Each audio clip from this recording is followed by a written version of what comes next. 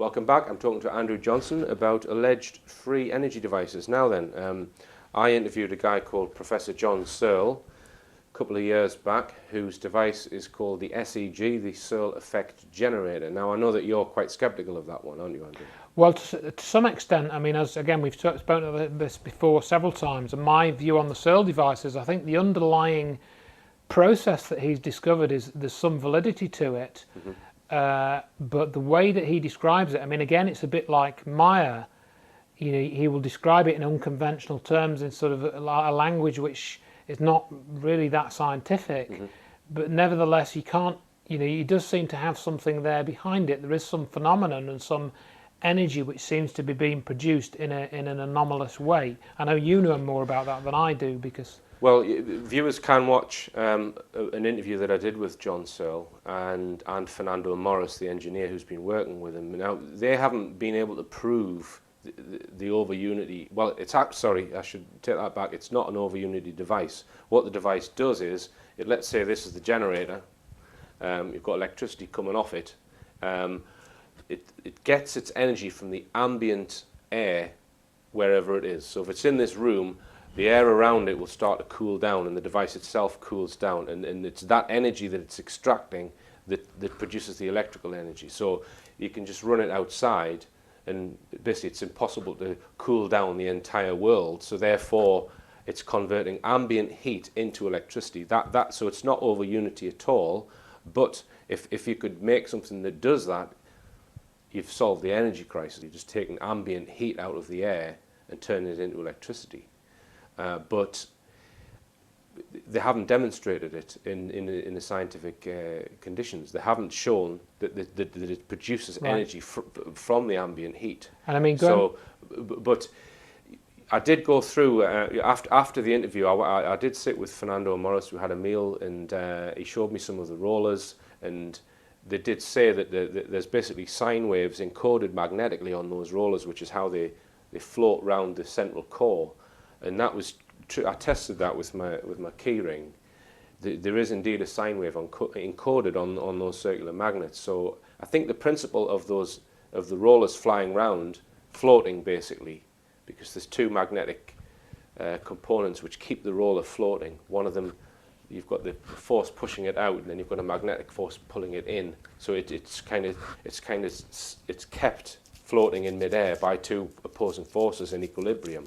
So a lot of the principles have been demonstrated on the Searle effect generator, but I don't think they've had the magic, yes, it's producing energy. Right. So, and I've not heard from Fernando Morris since I've interviewed them. So the jury's out for me on it.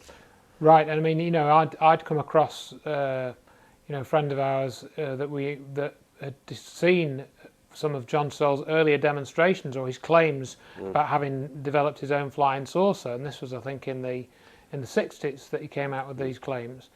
And then, this much heralded press conference that he held where he said he was going to reveal this technology to the world, he took this cover off and it was a cardboard model underneath it. Yeah, I've heard all those stories as well. So, there are some question marks there about that. And also the recent program that was done by Bradley Lockerman, that has interviews with some of the people that worked with him before, and not all of them give him a glowing review. Okay, well, we'll leave that one in the question mark box. Now, what about the next one, which is, you know a little bit about this, Andrew, the Bedini motor? Yes, now this was, again, we've talked about this quite a bit, and there seem to be a number of versions of the Bedini motor technology, and the basic idea is that with a conventional electric motor, you have opposing poles and a commutator, and you spin the spindle using a commutator in between the opposing magnets to get the motor to turn. With the Bedini design, you have opposing poles, north facing north, south facing south, in a ring, and you get it's the repulsive force which sends the motor around. It's a different configuration of the magnetic field basically. And Bedini's central claim is that when you arrange the magnets and the coils like that, as the motor is going round, it's periodically, in hundredths or thousandths of a second, stopping and starting all the time it goes round. Right. And every time you get to the stopping motion, you essentially get a collapsing field, and then out of that you get what he calls a radiant pulse. So as well as this conventional forward EMF, or which I think as we were describing earlier, which it would normally be filtered out for safety, you get this radiant pulse which comes out, and then you can if you arrange it such that this secondary coil picks up this radiant pulse and you feed that into a battery, you can essentially run the motor off one battery whilst charging a secondary battery. Yeah. And that is essentially the way that it works. So you don't actually run for months, forever, until the battery. So you've got one battery powering the motor, and the motor itself is charging another battery. Correct. And does it swap over at some point? In the original Bedini demonstration that I saw, he didn't specifically state that. But in a later YouTube reproduction, which I've got a clip of, which has now been taken down, I would mention, a chap had done a reproduction where he designed a circuit such that the circuit measured the relative voltage in these two batteries, and when the one that was driving the motor went below about 4 volts, I think it was from a 12-volt battery, it would switch the circuit. Okay. And so the one that had been charged up would then run the motor, and then it would switch it back again when that one had discharged. And he said he said he literally just left this thing in his shed or his basement. It ran for months. That's what he says on this video. Right. And because it's possibly something to do with when you have a coil, an electric coil, and you put a DC voltage across that, you basically store energy within the field around the coil. Okay. If you short that coil out, the field will collapse and you get what's called a forward EMF. So you'll get a voltage across the coil which can then do work against a load. Now, I think the theory goes, and I don't know whether this is true or not, that there's something in a collapsing field, there's another component which is additional to what can be measured. I'm not describing it very well. Perhaps it's something to do with the 3 vectors I was talking about earlier, that there's perhaps another vector at 90 degrees to the 3 vectors. There's perhaps another vector in another dimension you were saying that is somehow being tapped into in a collapsing field from a coil. That there's physicists may be sitting going, what's he talking about? And perhaps we were saying before, is this linked into the Maxwell's equations and the missing part of Maxwell's equations? Correct, that's right. And if you look at Maxwell's original equations, my understanding is that the original equations that Maxwell came up with had extra dimensional elements in them, outside the normal 3 dimensions, which he had realized were relevant to explain, the way that electromagnetic fields, went through a vacuum and this sort of thing. And it was apparently Gibbs and Heaviside, 2 mathematicians, who took Maxwell's original equations and said, oh yeah, we can understand what you're saying here, Maxwell, but actually for most of what we're doing in physics at the moment, we don't need all these extra dimensional terms. They're just introducing extra complexity which we don't actually need, because that's nothing to do with any observed phenomena that we normally observe. And so they threw all that away, and what went forward into the mainstream physics from that point was a reduced set of Maxwell's equations, which everyone obviously took to be the full set, and they weren't. And Maxwell's equations describe electric fields and how that relates to charge. They also describe how the sum of a magnetic flux through a Gaussian surface is always 0. I know this might mean nothing to some viewers, but and Faraday's law, that a time-varying magnetic field induces an electric field, and there's also Ampere's circuit law. So they're basically the laws of electromagnetism and electricity. Right. That's what they describe. Right. And I mean, my understanding is that Maxwell was able to calculate the speed of light from his own sets of equations, and that was later verified by experiment completely independently of what Maxwell had worked out theoretically. So, okay, let's look at the potential conspiracy part of this. And they've come along and said, no, you're not having that bit of the equation. We're going to keep that. So, what's going on there, Andrew? Do you think they've been sent there to steal the equations? Again, you ask the question: well, who would have sent them? How would they know that they needed to censor this information, or kind of twist it in some way, or put it to one side? Those sorts of questions, I don't have an answer for. But when you look at the timing of it, And for example, we talked earlier about Tesla and how a lot of his research was being done when the big energy interests were starting to become, corporate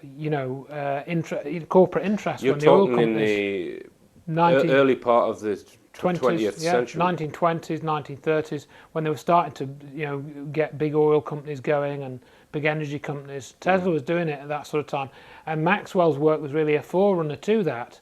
So if we take the view that there are certain people who have more knowledge than we do, they could probably see the way things were going to go in science, and so you can imagine they would need to make sure that Maxwell's equations were watered down to slow down the pace of discovery that would maybe lead people to a source of free energy in these extra dimensions, for example. All right, Andrew. Well, let's just finish by discussing again. There are organisations that are set up or have been and made claims. One of them was called Stern. That's right. I remember this was a few years ago. I got a lot of emails about this. There was a lot of excitement about it, and they had this big demonstration where they were going to show that they had this free energy device, and it all just went pear-shaped as far as I can remember. Correct. What they did was, you're absolutely right, because I followed that as well. That came about probably 2007, 2008, maybe 3 or 4 years ago, 5 years ago perhaps. And they set up a demonstration with this device in a glass case, supposedly producing free energy. But then when they set this thing up, they put all these spotlights on it. The heat from the spotlights meant that the device didn't work, and they had to stop the demonstration. I think it only ran for a couple of hours, and that was that. So yeah, we're laughing, and it did become a bit of a laughing stock. And after that, they kind of went underground, and they didn't really disclose a lot of details about their technology. Right. But then I think it was approximately 18 months or a year ago, I haven't got the information to hand, I'm just working from memory, they came back on the scene with a new video about their technology, which they said they were moving around magnets. That's where they got this idea, where they were getting excess energy from moving around magnets. But when they came out with this new video, around about a year or so ago, it looked to me very much like a Bedini motor, because they again had opposing magnets with a sort of double circuit where the one side of the circuit was driving the motor and the other was extracting this pulse from another pair of coils. So it looked very, very similar to a Bedini motor that I'd already seen from his research. And just to add in a little bit about the Bedini motor, you'll find a lot of information on a site called energyfromthevacuum.com. But the thing about that site is it is owned by Tony Craddock. Now, Tony Craddock is, guess what, an oil industry consultant. And you can go and look at his website, www.craddock.biz, and you'll see all the major oil companies listed as clients. He backs the Energy from the Vacuum video series. He backs the series of videos that have been produced about the Bedini motors, and it was his website, or his company, Energetic Productions LLC, which filed copyright violations against my YouTube channel, which resulted in its closure because of those things. It's a tangled web. If somebody does produce something which appears to solve the energy crisis, really, there's only one way to go, is to not patent it, is to not go for investment. Really, I would suggest that you put out all the information on the internet and try and spread it as much as you can before people would then say, well, you're not going to profit from the idea. But I would say that if you're going to change the entire human race and everything on this planet, then thinking about your own pocket is really a little bit short-sighted. Absolutely, and there's a number of people that have done exactly that. I mean, John Hutchison doesn't patent anything, for example.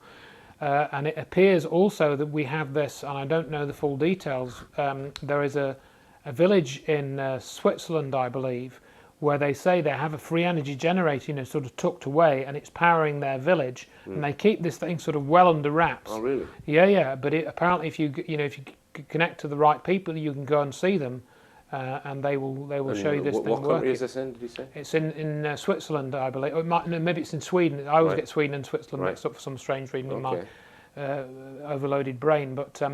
They apparently do have a small community which is powered by a free energy device. This was one of John Searle's claims, that he had it built into his wall, his Searle effect generator, and he never had electricity bill. And the electricity board kept coming around saying he's using electricity, but he's got no bill. In fact, I think he even said it was putting energy back into the grid. Yeah. Well, I heard the claim that he was actually he'd attached a wire to a nearby pylon or something, and he was extracting energy from that. Right, So okay. I don't know what the truth of that is, but that's what I'd heard. All right then, Andrew. Well, fascinating insights, and thank you very much indeed, and good luck with the event on the 29th of September. 30th. 30th of September. Okay, it just remains for me to say, believe none of what you hear and only half of what you see. I'm Richard D. Hall. Good night.